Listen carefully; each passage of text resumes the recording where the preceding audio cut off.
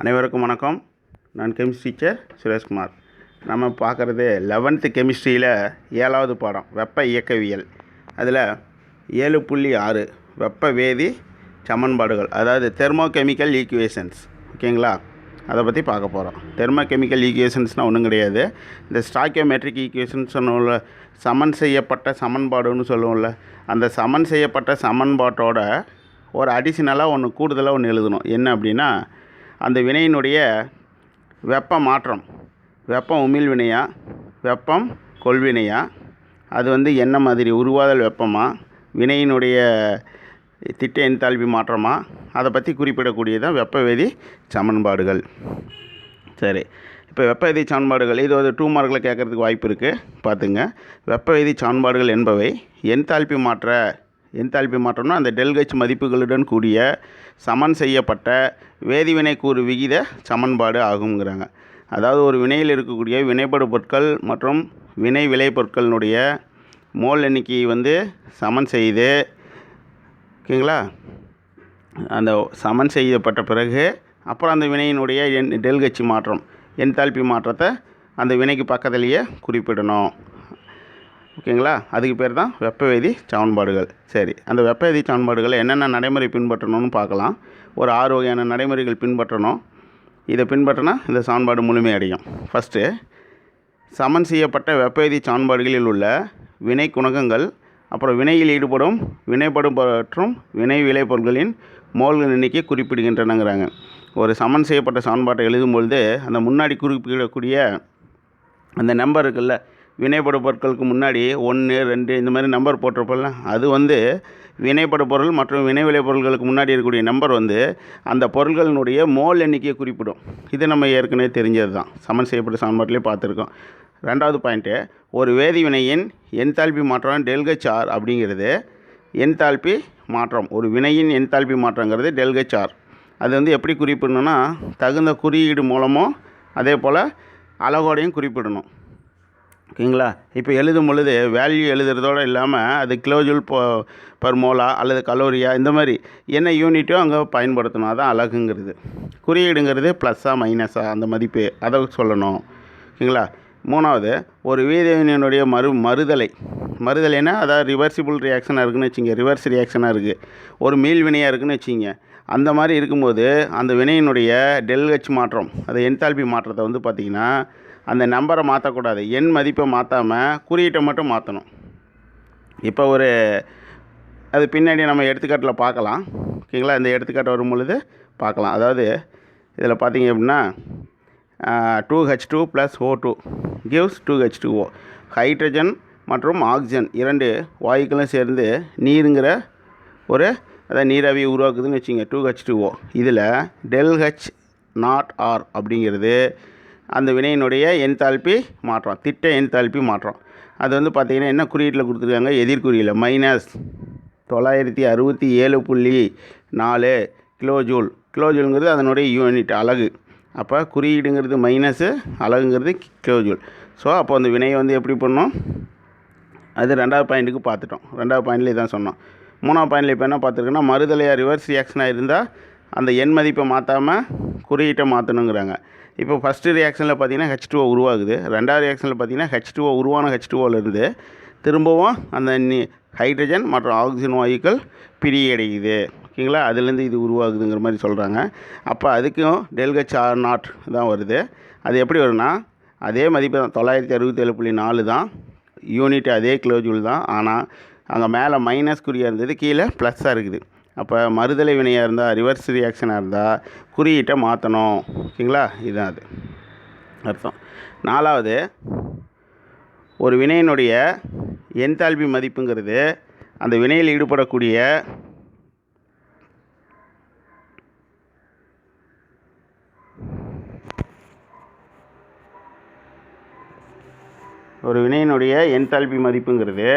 அந்த வினையில் ஈடுபடக்கூடிய வினைப்படு பொருள், அதாவது வினைப்படு பொருள் மற்றும் விளைபொருள் எல்லாத்தினுடைய இயற்பியல் நிலைமைகளை பொறுத்து அமையும். அதனால் எல்லாத்தையுமே இயற்பியல் நிலைகள் குறிப்பிடணும். இப்போ உதாரணத்துக்கு வாயுவாக இருக்குதுன்னு வச்சிங்க, அந்த பொருள் அது வினைப்படு பொருளாக இருந்தாலும் சரி, விளைபொருளாக இருந்தாலும் சரி. வாயுனா கேஸ்ன்னு சொல்லுவோம். அதனால் ஜிங்கிறது மென்ஷன் பண்ணும் வாயு இருந்தால் அந்த ஃபார்முலாவுக்கு கீழே ப்ராக்கெட்டில் போடணும். நீர்மம்னா லிக்விடு, அதனால் எல் போடணும். நீர்ம கரைசல் அப்படின்னா அக்வஸ்ம்பாங்க, அதனால் ஏக்யூ போடணும். திண்மம் அப்படின்னா சாலிடு, எஸ் போடணும். இதெல்லாம் எப்படின்னா அந்த ஃபார்முலாவுக்கு கீழே காம்பவுண்டு கீழேயோ அல்லது தனிமத்து கீழேயோ அடைப்புக்குறியில் வரணும். இது கண்டிப்பாக குறிப்பிடணும். அடுத்தது 5வது பாயிண்ட்டு. இப்போ பார்த்தீங்கன்னா இந்த 4வது பாயிண்ட் சொன்னோம்ல, இதில் பாருங்கள் 2H2O கேஸ்ன்னு இருக்குது. அப்போ H2ங்கிறது ஒரு வாயுன்னு அர்த்தம், வாயு நிலையில் தனிமம். ஆக்சிஜனுங்கிறது வாயு நிலையில் தனிமம், ப்ராக்கெட்டில் ஜீன் போட்டாங்க.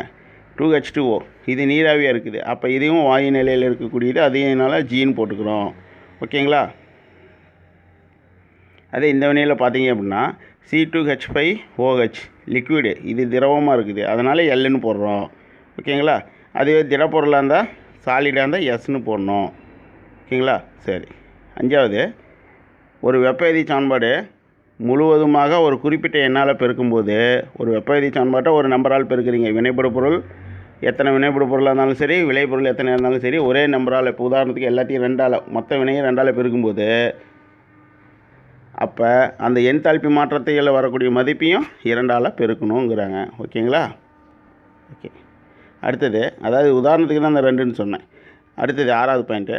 ஒரு வினையினுடைய ΔH0R மதிப்பு, அதாவது வினையினுடைய என்தால்பி மாற்ற மதிப்பு அப்படின்னு அர்த்தம். திட்ட என்தால்பி மாற்றம்னு அர்த்தம்.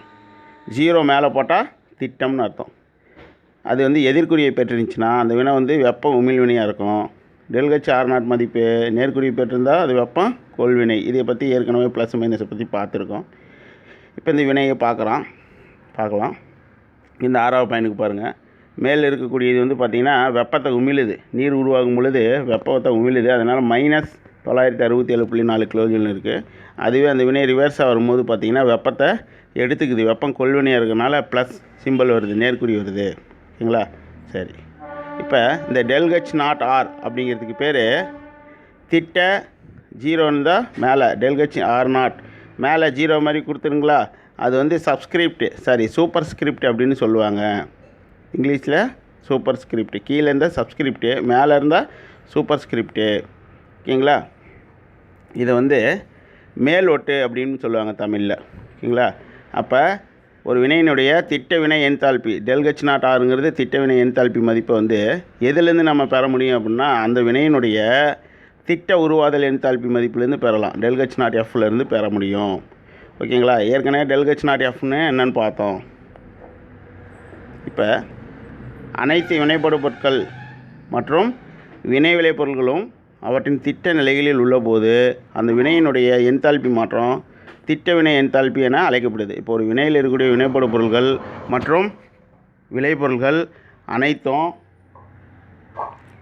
திட்ட நிலையில் இருந்துச்சுன்னா, ஸ்டாண்டர்ட் ஸ்டேட்டில் இருந்துச்சுன்னா அந்த வினையினுடைய என்தால்பி மாற்றமும் ஸ்டாண்டர்டாக இருக்கும். அப்போ அந்த வினையினுடைய வினையின் என்தால்பியை இந்த மாதிரி ஸ்டாண்டர்டாக இருந்தால் திட்ட வினை என்தால்பின்னு சொல்லுவோம். திட்ட நிலையில் இருந்தால் திட்ட வினை என்தால்பின்னு சொல்லுவோம். இதை வந்து ΔHக்கு மேலே 0வை மேலோட்டாக சேர்த்து இந்த மாதிரி குறிப்பிடணும். ஓகேங்களா? அடுத்து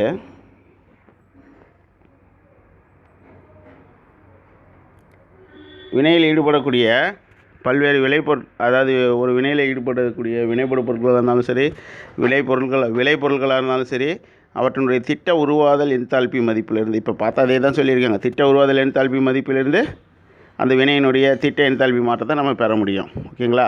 இப்போ ஒரு வினை இருக்குதுன்னு வச்சுங்க, கீழே பாருங்கள் சமன்பாடு கொடுத்துருக்கு.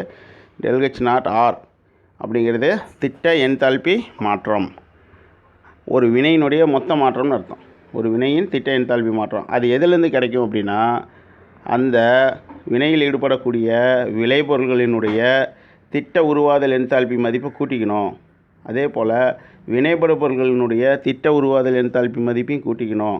அப்போ விளைபொருள்களுடைய திட்ட உருவாதல் என்தால்பி மதிப்பிலிருந்து வினைப்படு பொருட்களினுடைய மொத்த திட்ட உருவாதல் என்தால்பி மதிப்பை கழிச்சிட்டு கிடைக்கக்கூடிய தான் அந்த வினையின் திட்ட என்தால்பி மாற்றம். ஓகேங்களா? இப்போ பார்த்தீங்க அப்படின்னா ΔH0R அப்படிங்கிறது அந்த வினையினுடைய திட்ட என்தால்பி மாற்றம். அதில் சமேஷன் ஆஃப், இந்த மாதிரி குறியீடு வந்து சமேஷன் கூடுதல்னு அர்த்தம். சமேஷன் ஆஃப் ΔH0R விளைபொருள், அதாவது ப்ராடக்டினுடைய அதில் 2 ப்ராடக்ட் இருந்தாலும் சரி 3 ப்ராடக்ட் இருந்தாலும் சரி அதனுடைய திட்ட உருவாதல் என்தால்பி மாற்றத்திலிருந்து minus summation of del H nought R வினைப்படு பொருள் ரியாக்டனுடைய திட்ட உருவாதல் என்தால்பி மதிப்பை கழிக்கணும். இது என்ன சார் திட்ட உருவாதல் என்தால்பி அப்படின்னா, இப்போ வந்து பார்த்தீங்க அப்படின்னா உதாரணத்துக்கு இந்த இது இருக்குது. இந்த வினையில் பாருங்கள் 2H2 + O2 gives 2H2O இருக்குது. இதை வந்து டெல்ஹெச் ஆர் நாட்டுங்கிறது திட்ட என்தால்பி மாற்றம். இந்த வினையினுடைய திட்ட என்தால்பி மாற்றம் ஒட்டுமொத்த வினையினுடைய இது. ஆனால் அந்த H2க்கு ஒரு திட்ட உருவாதல் என்தால்பி இருக்கும், ஆக்சிஜனுக்கு ஒரு திட்ட உருவாதல் என்தால்பி இருக்கும், H2ஓக்கு ஒரு திட்ட உருவாதல் என்தால்பி மதிப்பு இருக்கும். திட்ட உருவாதல் என்தால்பி மதிப்புனா அந்த சேர்மமானது உருவாகிறதுக்கு எவ்வளோ என்தால்பி மாற்றம் தேவைப்படுதுன்னு கணக்கு. இப்போ H2ஓக்கு பார்த்தீங்கன்னா திட்ட உருவாதல் என்தால்பி மதிப்பு இருக்குது. ஆனால் ஹைட்ரஜன் ஆக்சிஜனுக்கு திட்ட உருவாதல் என்தால்பி மதிப்பு 0. ஏன்னா தனிம நிலையில் இருந்தால் அதனுடைய திட்ட உருவாதல் என்தால்பி மதிப்பு இங்கே பாருங்கள். நடைமுறையில் இது பேஜ் நம்பர், முன்னாடி பேஜ் ஒரு பேஜ். நடைமுறையில் என்ன சொல்கிறாங்க, அனைத்து தனிமங்களுடைய திட்ட உருவாதல் என்தால்பி அப்போ 0ன்னு நம்ம எடுத்துக்கணுங்கிறாங்க. ஓகேங்களா?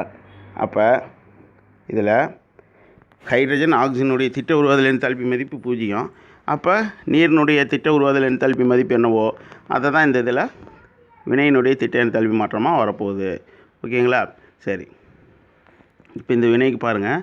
இது பொதுவான சமன்பாடு. ஒரு பொதுவான வினைக்காக இருந்துச்சுன்னா AA + BB gives CC + DD. Small a small b small c small d எல்லாம் வந்து பார்த்திங்கன்னா வினை குணகம். எத்தனை மோல் அந்த வினைப்படு பொருளோ விளைபொருளோ எத்தனை மோல் எண்ணிக்கையை குறிக்குது. கேபிட்டல் A கேபிட்டல் B இரண்டும் வினைப்படு பொருள்கள். கேபிட்டல் C கேபிட்டல் D விளைபொருள்கள்னு சொல்லலாம், அல்லது விளைபொருள்கள்னு சொல்லலாம். ஓகேங்களா? அப்போ அந்த வினையினுடைய ஒட்டுமொத்த வினையினுடைய டெல்ஹெச் ஆர் நாட் மதிப்பு திட்ட உருவாதல் என்தால்பி மாற்றம் எவ்வளோ அப்படின்னா del H R nought = summation of del H R nought விளைபொருள்னா அந்த இடத்துல சியும் டியும் குறிக்கும், மைனஸ் சிடியினுடைய மொத்த உருவாதல் என்தால்பி மதிப்பை கூட்டிக்கணும், minus summation of del H nought R. இது வினைப்படு பொருட்களினுடைய திட்ட உருவாதல் என்தால்பி மதிப்புகளை கூட்டிக்கணும், ஏபியினுடைய திட்ட உருவாதல் என்தால்பி மதிப்பை கூட்டிக்கணும். அப்போ del H R nought = C. Small சிங்கிறது எதை குறிக்குது அப்படின்னா விளைபொருள் சியினுடைய வினை குணகம். அது எத்தனை மோலுங்கிறத குறிக்கும். அங்கே 2னா இங்கே 2ன்னு போட்டுக்கணும், அங்கே 3னா இங்கே 3ன்னு போட்டுக்கணும். அதனால தான் ஸ்மால் சியை போட்டிருக்கோம். Small C into டெல்ஹெச் not F of C, அதாவது சியின் திட்ட உருவாதல் என்தால்பி மாற்றம். சிங்கிறது ஏதோ ஒரு விளைபொருள்னு வச்சிங்க, அந்த விளைபொருள் உருவாகிறதுக்கு எவ்வளோ திட்ட என்தால்பி மாற்றம் தேவைப்படுதோ அதை தான் இந்த இடத்துல குறிப்பிடணும். Plus D of small D வினை குணகம், small D of del H not F into டெல்ஹெச் not F of D minus A into டெல்ஹெச் not F of A plus B into டெல்ஹெச் not F of B. So இது மாதிரி நம்ம குறிப்பிட்டோம்னா இது நம்ம அந்த வினையினுடைய திட்ட உருவாதல் என்தால்பி மாற்றத்தை கண்டுபிடிச்சிக்கலாம். ஓகேங்களா? இப்போ கணக்கு 7.2 இந்த கணக்கை நம்ம ஒரு எடுத்துக்காட்டாக பார்த்தோம்னா இது இந்த சொல்லக்கூடிய இந்த கான்செப்ட் உங்களுக்கு புரியும். C2H5OH அதாவது எத்தனால் லிக்விடு நீர்ம நிலையில் இருக்குது. இது ஆக்சிஜன் வாயுவோடு சேர்ந்ததுன்னா எரியும், தீப்பிடிச்சு எரியக்கூடிய ஒரு வாயு, ஒரு லிக்விடு. ஆல்கஹால் தான் இது, தீப்பிடிச்சு எரியும். இது வந்து பார்த்திங்கன்னா எரியும் பொழுது கார்பன் டை ஆக்சைடு வாயுவையும் நீரையும் தரும், H2O லிக்விடு. ஓகேங்களா? இந்த வினைக்கு திட்ட என்தால்பி மாற்றத்தை கண்டுபிடிக்கிறாங்க, டெல்ஹெச் ஆர் நாட்டை கண்டுபிடிக்க சொல்கிறாங்க. அதில் டேட்டா என்ன கொடுத்துருக்காங்கன்னா தரவு C2H5OH லிக்விட் எத்தனாலினுடைய திட்ட உருவாதல் என்தால்பி மதிப்பு, அப்புறம் CO2 H2O என்னுடைய திட்ட உருவாதல் என்தால்பி மதிப்புகள் முறையே அப்படின்னா வரிசையாக இருக்குதுன்னு அர்த்தம். அப்போ முதல்ல இருக்கக்கூடிய 277ங்கிறது C2H5OHனுடைய திட்ட உருவாதல் என்தால்பி மதிப்பு. அப்போ -393.5ங்கிறது CO2னுடைய திட்ட உருவாதல் என்தால்பி மதிப்பு. H2Oங்கிறது அதாவது -285.5ங்கிறது H2O லிக்விட்னுடைய இது. எல்லாத்துக்குமே பொதுவாக கிலோஜூல் மோல் பவர் -1ங்கிற அழகை பயன்படுத்திக்கணும். ஓகேங்களா? அது அங்கங்கே கொடுக்காம மொத்தமாக கொடுத்துட்டாங்க. நம்ம இது ஒன்றுக்கு மட்டும் தான் இல்லை, H2Oக்கு மட்டும் இது போடக்கூடாது, எல்லாத்துக்குமே கிலோஜூல் மோல் பவர் -1 பயன்படுத்திக்கணும். இப்போ தீர்வு வந்து இன்னொன்று ஒரு பாயிண்ட்டு. இப்போ 4 இது இருக்குது இந்த வினையில். ஆக்சிஜனை பற்றி கொடுக்கலையே சார்னா இந்த பழசிலம்பனை பார்த்தால நடைமுறையில் அனைத்து தனிமங்களுடைய திட்ட உருவாதல் என்தால்பி மதிப்பு 0ன்னு சொன்னால அதான் இங்கே கொடுத்துருக்காங்க. அந்த வரையறையின்படி ஆக்சிஜன் கேஸினுடைய திட்ட உருவாதல் என்தால்பி மதிப்பு 0. ஏன்னா ஆக்சிஜனுங்கிறது ஒரு தனிமம், ஓகேங்களா, அது சேர்மம் கிடையாது. 2 ஆக்சிஜன் அணுக்கள் சேர்ந்து ஒரு ஆக்சிஜன் மூலக்கூறாக இருக்குது. மூலக்கூறுன்னு தான் சொல்லாமல் தவிர இது வந்து சேர்மம் இல்லை, இது ஒரு தனிமம். அப்போ தனிமத்தினுடைய திட்ட உருவாதல் என்தால்பி மதிப்பு 0. இப்போ இதில் பார்க்கலாம். ΔH0R அப்படிங்கிறது என்ன அப்படின்னா ΔH0F ஆஃப் ப்ராடக்ட்ஸ், அதாவது விளைபொருட்களுடைய திட்ட உருவாதல் என்தால்பி மதிப்பு மைனஸ் ΔH0F ஆஃப் ரியாக்டன்ஸ், வினைபடுபொருட்களுடைய திட்ட உருவாதல் என்தால்பி மதிப்பு. அப்போ ΔH0R ஈக்குவல் டு ΔH0F ப்ராடக்ட்ஸில் என்னென்ன இருக்குது? 2 இருக்குதா? CO2வும் H2O இருக்குது. CO2 2 இருக்குது, H2O 3 இருக்குது. 3 மோல்கள் இருக்குது, 3 வினைக்குணகங்கள் இருக்குது. 3 கோஎஃபிஷியன்ட்ஸ்னு சொல்லுவாங்க இங்கிலீஷில். வினைக்குணகம்னா இங்கிலீஷில் கோஎஃபிஷியன்ட்ஸ். அப்போ 2 CO2 2 மோல்னு சொன்னோமா, அப்போ 2 போட்டுக்கிட்டோம். அப்புறம்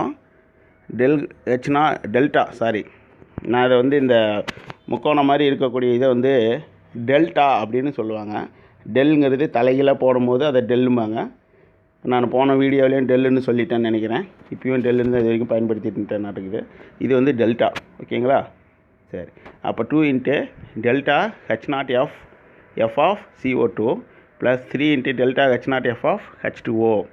அப்போ கார்பன் டை ஆக்சைடு நீரினுடைய என்தால்பி மதிப்புகளை கூட்டிக்கிட்டு வினைப்படு பொருளினுடைய என்தால்பி மதிப்புலேருந்து கழிக்கணும். எது வினைப்படு பொருட்கள்னால் எத்தனாலும் ஆக்சிஜனும். எத்தனால் பார்த்திங்கன்னா 1 மோல் கொடுத்துருக்காங்க. அப்போ மைனஸ் ஹோல் ப்ராக்கெட்டுக்குள்ளே 1 ஒரு C2H5OH இருக்குது. அப்போ 1 into delta H0F of C2H5OH plus 3 into delta H0F of CO2. ங்களா, CO2க்கு எவ்வளோ கொடுத்துருந்தாங்க அப்படின்னா 2 மோலுங்கிறது 2 போட்டுக்கிட்டோம். அந்த மோலுங்கிறது எழுதிக்கிட்டாங்க. ஏன்னா அந்த CO2னுடைய அலகில் பாருங்கள், கிலோஜூல் மோல் பவர் -1ன்னு இருக்குது. அப்போ இந்த மோலும் அந்த மோல் பவர் -1 கேன்சல் பண்ணுறதுக்காக இங்கேயே நம்ம அலகை எழுதிக்கிட்டோம். எங்களை முடிஞ்ச அளவு கணக்கில் அந்த அலகுகளை யூனிட்டை பக்கத்துலேயே எழுதிட்டிங்கன்னா கணக்கு தெளிவாயிரும், தவறு வராது. இப்போ CO2னுடைய திட்ட உருவாதல் என்தால்பி மதிப்பு -393.5, ஓகேங்களா, ப்ளஸ் 3 மோல்ஸ் ஆஃப் என்னது H2O -285.5. இப்போ மைனஸ் C2H5OHக்கு எவ்வளோ வருதுன்னா 1 மோல் C2H5OHக்கு -277 கிலோஜூல் மோல் பவர் -1. ஆக்சிஜனுக்கு தான் பார்த்துட்டோம் 0ன்னு சொன்னோம், ஓகேங்களா. C2H5OHக்கு இங்கே மைனஸ் கொடுக்கல.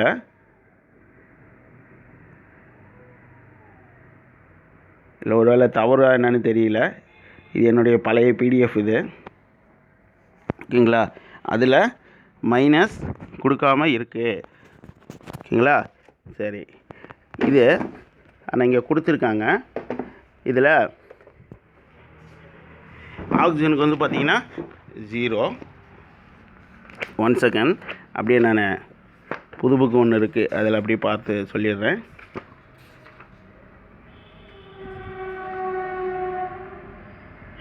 புது புக்குலேயுமே அந்த -277 கொடுக்கல, உள்ளே கொண்டு வந்துட்டாங்க, ஓகேங்களா. ஆக்சுவலி அது ப்ளஸ்ன்னு தான் அப்போ வரணும். அவங்க கொடுத்த தரவு டேட்டா படி பார்த்தா 1 மோல் இன்ட்டு +277 தான் வரணும், ஓகேங்களா. அங்கே என்ன கொஸ்டினில் கொடுத்துருக்காங்களோ அதை நீங்கள் அப்படியே ஃபாலோ பண்ணி கால்குலேட் பண்ணுங்கள், ஓகேங்களா. முடிஞ்ச அளவுக்கு நீங்கள் லாக் புக்கை கற்றுக்கிட்டு அதை பயன்படுத்தினா ரொம்ப ஈஸியாக இருக்கும், ஓகேங்களா. அப்போ என்ன வரும் அப்படின்னா 2 into mole -393.5 kilojoule mole power -1, அந்த மோல் கேன்சல் ஆகிடும். அப்போ மீதி இருக்கக்கூடியது என்ன வரும்? 2 இன்ட்டு -393.5 2ஆல் பெருக்கும்போது -787 வருது, ப்ளஸ். அப்போ ப்ளஸ் இன்ட்டு மைனஸ் 3 இன்ட்டு 285 பெருக்கும்போது 856.5, அப்புறம் மைனஸ், ங்களா. இது அந்த கணக்குப்படி பார்த்தீங்கன்னா இங்கே +277ன்னு உள்ளே இருக்கணும். அப்போ ப்ளஸ் இன்ட்டு -277 தான் வரணும், ஓகேங்களா. சரி, இது எக்ஸாமில் என்ன நம்பர் கொடுக்குறாங்களோ அந்த வேல்யூ இருக்கோ அந்த வேல்யூக்கு தகுந்த மாதிரி எழுதுங்க. ஒருவேளை இது -277 இருக்கலாம், கொஸ்டினில் கொடுக்கும்போது தப்பாக இருக்கலாம், அதனால் அப்படியே கூட கொடுத்துருக்கலாம். ஏன்னா புது புக்லேயும் கரெக்ட் பண்ணாமல் தான் இருக்குது. எக்ஸாமில் எப்படி கொடுத்துருக்காங்களோ அதுக்கு தகுந்த மாதிரி நீங்கள் எழுதுங்க, மார்க் கொடுத்துருவாங்க. அப்போ 3 mol × 0 ஆகும்போது 0. அப்போ மொத்தமாக பார்க்கும்போது ΔH0 R = 1366 -1366.5 கிலோஜூல்னு வருது. ஏன் சார் மோல் கொடுக்கலன்னா, ஒரு மோல் எத்தனால் உருவாகிறதுக்கு ஒரு மோல் எத்தனால் அந்த வினைப்படக்கூடிய அந்த வினையில் -1366.5 கிலோஜூல் ஆற்றல், அதாவது வெப்பம் வந்து உமிழப்பட்டிருக்குன்னு அர்த்தம். ஓகேங்களா? அடுத்தது எரிதல் வெப்பம். இதை பார்த்தோம் அப்படின்னா இன்னும் கொஞ்சம் கிளியர் ஆகிடும். இப்போ ஒரு மோல், இது ஒரு டெஃபினிஷன் 2 மார்க்கில் இதை பார்த்துங்க. ஒரு மோல் சேர்மமானது அதிக அளவு காற்று அல்லது ஆக்சிஜனோட முழுமையாக சேர்ந்து எரிஞ்சுதுன்னா, இப்போ ஒரு மோல் சேர்மம் இருக்குன்னா ஒரு பொருள் எரியறதுக்கு என்ன வேணும்? ஆக்சிஜனோ காற்றோ வேணும். அப்போ அது ஆக்சிஜனோட அல்லது காற்றோடையோ சேர்ந்து எரியும் போது ஏற்படக்கூடிய என்தால்பி மாற்றத்துக்கு பேர் தான் அந்த சேர்மத்தின் எரிதல் வெப்பம் அப்படின்னு அழைக்கப்படுது. ஒரு பொருள் எரியணும்னா அதுக்கு ஆக்சிஜனும் காற்று தேவை. அப்போ எரியும் போது கிடைக்கக்கூடிய வெப்ப மாற்றத்துக்கு பேர் தான் எரிதல் வெப்பம்னு பேர். இதை வந்து ΔHc அப்படின்னு நம்ம அழைப்போம். சி அப்படின்னா இங்கிலீஷில் கம்பஷன் அர்த்தம். COMBUSTION, கம்பஷன்னா எரிதல்னு அர்த்தம். அதனால் இது ΔHcன்னு சொல்லிட்டாங்க. குறியீடுகள்லாம் பார்த்தீங்கன்னா பெரும்பாலும் ஆங்கிலத்தில் அது இங்கிலீஷில் தான் இருக்கும். அதை நம்ம எப்படின்னு தெரிஞ்சுக்கிட்டு அப்புறம் பயன்படுத்திக்கலாம். இது ΔHc அப்படின்னு குறிப்பிடப்படுது. இப்போ எடுத்துக்காட்டால் மீத்தேனுடைய எரிதல் வெப்பம் பார்த்தீங்கன்னா -87.78 கிலோஜூல் மோல் பவர் -1. பார்த்தீங்கன்னா CH4 கேசியஸ் ஸ்டேட்டில் இருக்குது, ப்ளஸ் 2O2 இது கேஸாக இருக்குது. இந்த 2 வாயுக்கள் மீத்தேனும் ஆக்சிஜனும் சேர்ந்து எரியும் பொழுது நமக்கு CO2 கேஸும் H2O லிக்விடும் நமக்கு கிடைக்குது. ஓகேங்களா? இதனுடைய எரிதல் வெப்பம் என்ன வரும்? அப்போ ΔH0 அதாவது ΔHc = -87.78 கிலோஜூல் மோல் பவர் -1ன்னு வரும். அதாவது இந்த இடத்துல ஒரு மோல் பவர் -1 நீங்கள் கொடுத்துருக்காங்க அப்படின்னா, ஒரு மோல் மீத்தேன் எரியும் பொழுது இவ்வளோ -87.78 கிலோஜூல் வெப்பமானது உமிழப்படுதுன்னு அர்த்தம். இப்போ கார்பனுடைய எரிதல் வினைக்கு கார்பன் வந்து ஆக்சிஜனோடு சேர்ந்து எரியுது. கார்பனுங்கிறது இங்கே பார்த்தீங்கன்னா எஸ்ன்னு கொடுத்துருக்காங்க. இது சாலிடு, திடப்பொருளாகுது, கரி. இந்த கரியானது ஆக்சிஜனோடு சேர்ந்து எரிஞ்சு கார்பன் டை ஆக்சைடு வாயுவை தருதுன்னு வச்சுங்க. அப்போ ΔHc இதுக்கு எரிதல் வெப்பம் பார்த்தீங்கன்னா -394.55 கிலோஜூல் மோல் பவர் -1. ஓகேங்களா? இன்னொன்று, எரிதல் வினைகள் பெரும்பாலும் எப்பொழுதும் வெப்ப உமிழ் வினைகளாக தான் இருக்கும். அப்போ ΔHc மதிப்பு எப்படி குறிப்பிடணும் அப்படின்னா, மைனஸ் குறியில் தான் எரிதல் என்தால்பி மாற்றம் எப்பொழுதும் எதிர்குறியீடு தான் பெற்றிருக்கும். ஓகேங்களா? இந்த பாயிண்ட் நோட் பண்ணுங்கள். எரிதல் எப்போவுமே வெப்ப உமிழ் வினையாக இருக்கும். அப்போ எப்போவுமே எதிர்குறியாக பெற்றிருக்கும். இதெல்லாம் நீங்கள் வந்து பார்த்தீங்க அப்படின்னா 1 மார்க்கில் ஞாபகம் வச்சுக்கணும். இது எதாவது கேட்கலாம் இதை பயன்படுத்தி. அடுத்தது நம்ம அடுத்த காணொலியில் நம்ம மோலார் வெப்ப ஏற்பு திறன்கள் பற்றி பார்க்கலாம். அதுக்கு முன்னாடி நம்ம இன்றைக்கி என்னென்ன பார்த்தோம் அப்படிங்கிற நினைவு கூறலாம். இப்போ வெப்ப எதிர் சமன்பாடுகள்னு பார்த்தோம். இதில் ஒரு 6 பாயிண்ட் இருக்குது. இந்த கேள்வி இது வரைக்கும் கேட்டது இல்லை. நம்மளது ப்ளூ பிரிண்ட் இல்லை, பேட்டர்னில் எப்படி வேணாலும் கேட்கலாம் அப்படின்னு சொல்லியிருக்கு. சப்போஸ் இதை 5 மார்க்கில் கூட இந்த ஒரு கொஷின் கேட்கலாம். ஓகேங்களா? வெப்ப எதிர் சமன்பாடுகள் என்றால் என்ன? இது ஒரு 2 மார்க்கு. இந்த கொஷின் வந்து 6 பாயிண்ட் இருக்கக்கூடியது. அதை கேள்வி எப்படி கேட்கலாம்னா, வெப்ப வேதி சமன்பாடுகளில் பின்பற்றப்படும் நடைமுறைகளை விளக்குக அப்படின்னு ஒரு 5 மார்க் கொஷின் கேட்குறது தான் கேட்கலாம். ஓகேங்களா? அதுக்கு இந்த 6 பாயிண்ட் வரைக்கும் எழுதுனா போதும். ஓகேங்களா?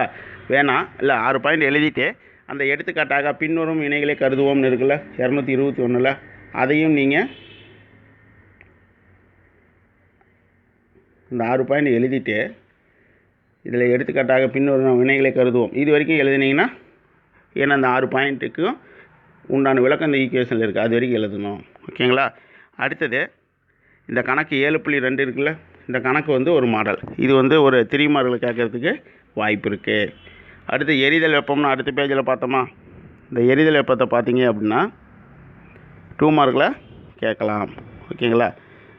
இது இந்த எடுத்துக்காட்டெல்லாம் நீங்கள் ஞாபகம் வச்சு எழுதுறது கஷ்டம். ஓகேங்களா? அதனால் முடிஞ்சால் ஒவ்வொரு வரையறைக்கு ஒரு எடுத்துக்காட்டை மனப்பாடம் பண்ணி வச்சுக்கிங்க முடிந்தால். இல்லைன்னா இந்த வரையறை மட்டும் எழுதுங்க. ஏன்னா அது எடுத்துக்காட்டு அவ்வளோ சீக்கிரம் கேட்க மாட்டாங்க, ஞாபகம் வச்சு எழுத முடியாதுங்கிறதுனால. ஓகேங்களா? நம்ம அடுத்த காணொளியில் மோலார் வெப்ப ஏற்பு திறன்கள் பற்றி பார்க்கலாம். நன்றி, வணக்கம்.